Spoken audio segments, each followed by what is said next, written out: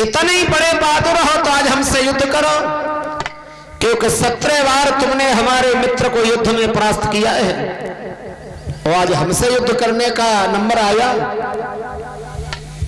मुकाबला नहीं कर रहे, पीठ दिखा के भाग रहे हो।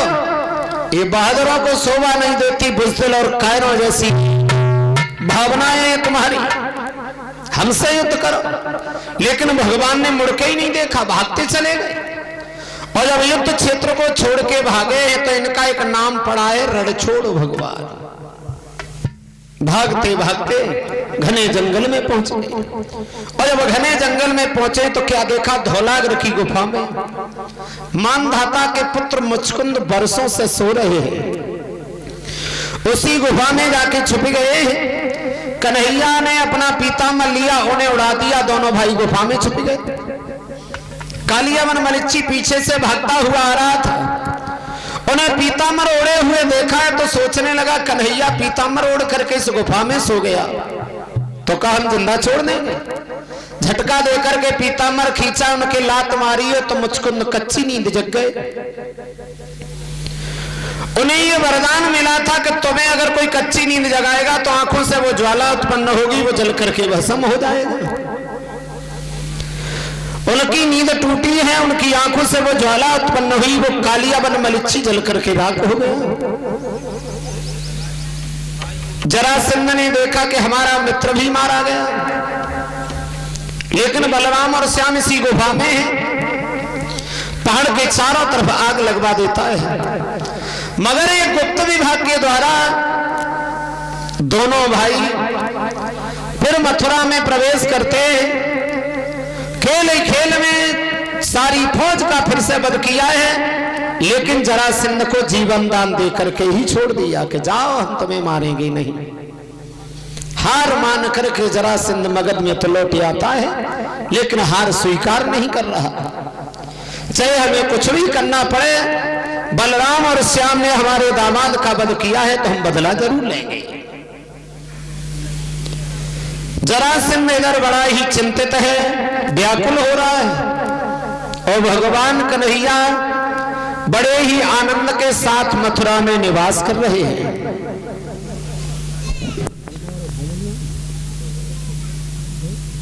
बूंदी के लिए इंतजाम कर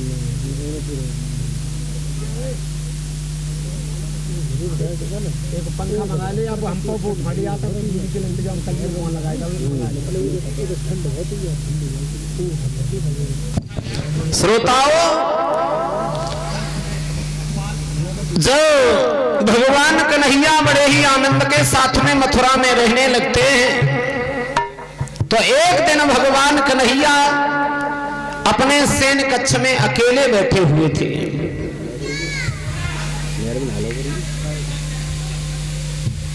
अकेले बैठे हुए हैं, पुरानी यादें करने लगते हैं, और जब पुरानी यादें करने लगते हैं तो भगवान कन्हैया का चेहरा उदास हो गया। विचार करने लगे हैं, जब हम वृंदावन छोड़ करके मथुरा के लिए आ रहे थे, मैया यशोदा, रोहिणी, नंद बाबा, राधा व उनकी सहेलियों ने हमसे ये पूछा था कि तुम कब आओगे श्याम। हमने परसों की बात कही, लेकिन परसों से बरसें गुजर गई, 8 दिन तक लौट करके हम वृंदावन में नहीं गए। भगवान कन्हैया विचार कर रहे हैं, परसों का वायदा करके चले आए, लेकिन बरसें गुजर गई, लौट के हम यशोदा मैया के पास दोबारा नहीं पहुंचेंगे। क्योंकि भगवान कन्हैया जब वृंदावन से मथुरा के लिए आ रहे थे, यशोदा मैया और राधा की सहेलियों ने यह पूछा था कि तुम कब आओगे श्याम। परसों की बात कही। जब भगवान कन्हैया वृंदावन छोड़ के मथुरा के लिए आ रहे थे, वृंदावन छोड़ के जब कन्हैया मथुरा में आए, तब कन्हैया की उम्र थी 11 साल 3 महीना की। बारी बारी से 18 बार उस जरासंध ने आक्रमण किया है। तो मथुरा में रहते रहते भगवान कन्हैया की उम्र हो गई 32 वर्ष की। विचार कर रहे हैं, जब हम वहां से आए थे तो परसों की बात कह करके चले आए, लेकिन बरसें गुजर गई, हम 8 दिन तक लौट के नहीं गए। क्या गुजरती होगी मैया यशोदा के दिल पे। क्या सोचते होंगे बाबा नंद मैया रोहिणी, क्या गुजरती होगी राधा वन की सहेलियों के दिल पे। व्याकुल होने लगे हैं भगवान और अपने मन में पुरानी बातों को दोहराते हैं तो खेद होता है, पश्चाताप होता है।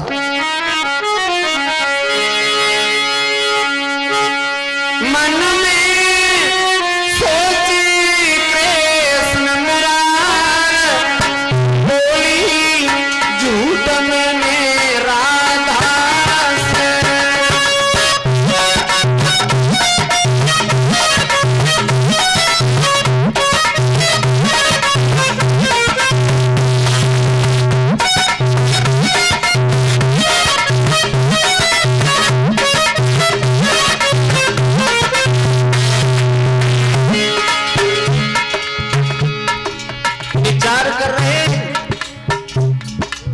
राधा से तो हमने झूठ कहा ही,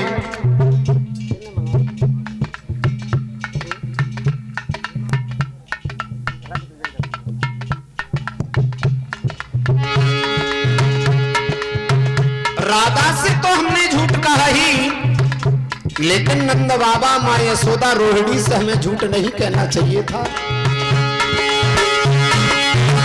बोली झूठ राधा से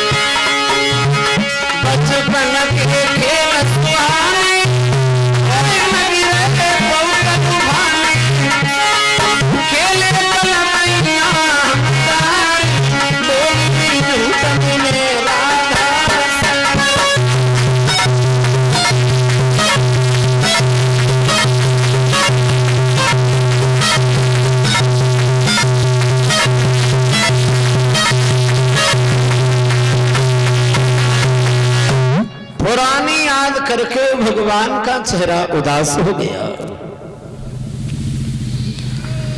जब हम वृंदावन छोड़ के आए थे तो नंद बाबा माँ यशोदा रोहिणी राधा व उनकी सहेलियों से ये कह के आए कि परसों आएंगे, लेकिन बरसें गुजरी गई। कितना अच्छा लगता था उन दिनों जब हम ग्वाल वालों के साथ में यमुना के किनारे खेल खेला करते थे। कितना अच्छा लगता था जब गोपियों के घर पे हम माखन चुराने के लिए जाया करते थे तो वो गोपियां उल्हाना लेकर के मैया यशोदा के करीब आती थी। गोपियों के कहने पे हमने मधुबन में महाराज किया। चीर हरण की लीला करने के बाद उन्हें हमने ज्ञान दिया उन दिनों की भगवान याद करने लगते हैं तो चेहरा मलिन हो जाता है। अकस्मात कन्हैया जब उदास बैठे हुए हैं तो उनके सखा उधों का उनके करीब आना हुआ। उधों ने भगवान कन्हैया का चेहरा उदास देखा है तो सवाल किया, मोहन आप तो तीनों लोगों के अंतर्यामी और स्वामी और घट घट की जानने पहचानने वाले हो, फिर साधारण इंसानों की तरह तुम्हारा ये चेहरा उदास क्यों है, क्या कारण है? तो कन्हैया ने जवाब दिया है, उधो हमें पुरानी बचपन की याद आने लगी इसलिए हमारा चेहरा उदास हो गया। कौन से बचपन की? बोले सुनिए, याद आते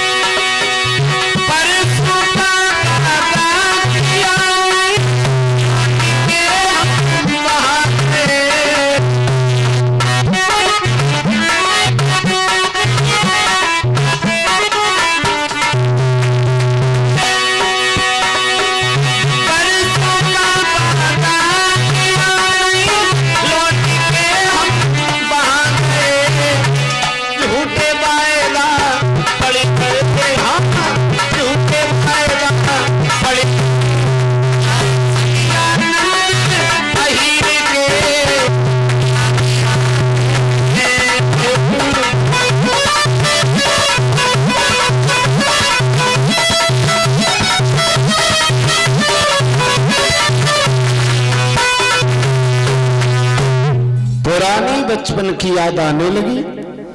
नंद बाबा, माँ यशोदा, रोहिणी, राधा व उनकी सहेलियों से हम परसों की बात कह करके चले आए, लेकिन बरसें गुजर गई नहीं पहुंचे। क्या गुजरती होगी मैया यशोदा के दिल पे, जब तक मेरी मैया मुझे भोजन नहीं करवा देती थी, खुद भोजन नहीं करती थी। राधा जब तक हमारे दर्शन नहीं कर लेती थी तब तक उसे चैन नहीं आता था, लेकिन जब से हम वृंदावन छोड़े आए तो वृंदावन की याद ही भूल गए, इसलिए हमारा चेहरा उदास हो गया है। उद्धव तो उद्धव ने जवाब दिया है, श्याम परसों की बात कह करके चले आए हो, वृंदावन में अगर नहीं पहुंच पा रहे हो तो एक काम करो, एक खत नंद बाबा, माँ यशोदा, रोहिणी के लिए लिख दो, दूसरा खत प्रेम दीवानी राधा उनकी सहेलियों के लिए लिख दो, और दोनों खत वृंदावन में भेज दो। तुम नहीं पहुंच पा रहे